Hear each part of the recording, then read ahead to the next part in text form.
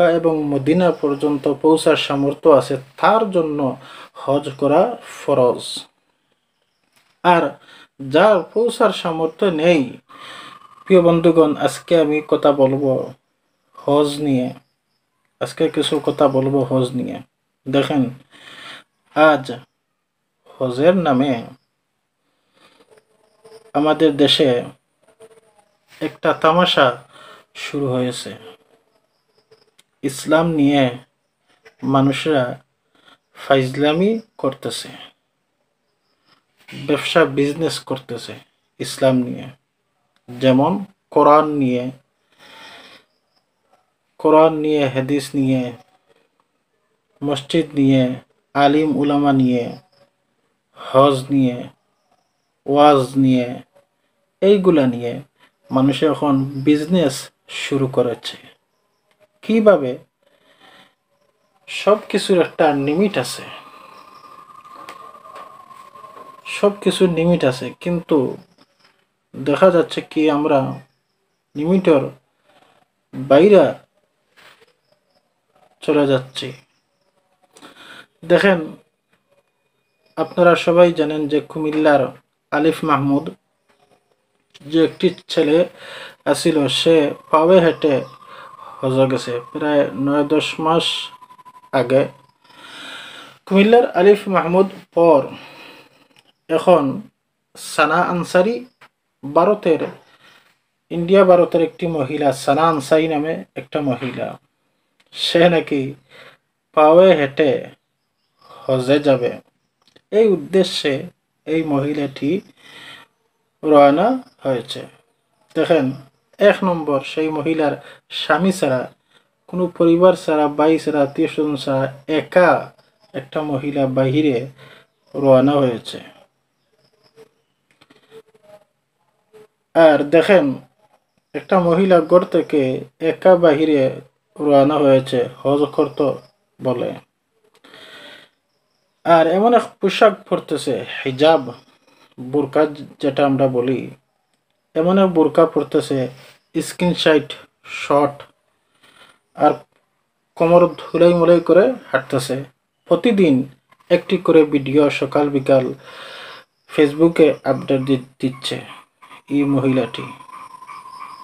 দেখেন, এটা হজ করতেছে না, এটা হজ নিয়ে তামাশা করতেছে। আর আমাদের দেশের কেমন মানুষ, কেমন মুসলমানও দেখেন, এটারে প্রতিবাদ না করে, এটা কোরআন হাদিসের বাইরা একটা কাজ, আর এটারে প্রতিবাদ না করে আমাদের দেশের মানুষের আবারও এই মহিলাটিকে স্বাগতম দিচ্ছে। আমার মনে হয় কি জানেন, এই মহিলাটি হজ করতে বাহির হয় নাই, মনে হয় গরব বেশি আইন করা বাব্বাই আছে, তো বয়স ফ্রেন্ডের সাথে কিভাবে দেখা করবে তাই একটা সুযোগ করেছে, আর কিছু না, আমার এটাই মনে হয়। দেখেন, আল্লাহ তাআলা কুরআনে বলতেছেন, লা ইউকাল্লিফুল্লাহু নাফসান ইল্লা উসআহা। দেখেন, আল্লাহ তাআলা আপনার জন্য কোনো কাজকে বোঝা চাপাইয়া দেন নাই, যেটা আপনার সাধ্যের বাইরে আছে। যে কাজ আপনার সাধ্যের বাইরে আছে, এই কাজটা আল্লাহ তাআলা আপনার জন্য কোনো বোঝা চাপাইয়া দেন নাই বলে আপনি করতেই হবে এই কাজ। তবে হ্যাঁ, আপনার যদি তৌফিক থাকে, সূরা নিসা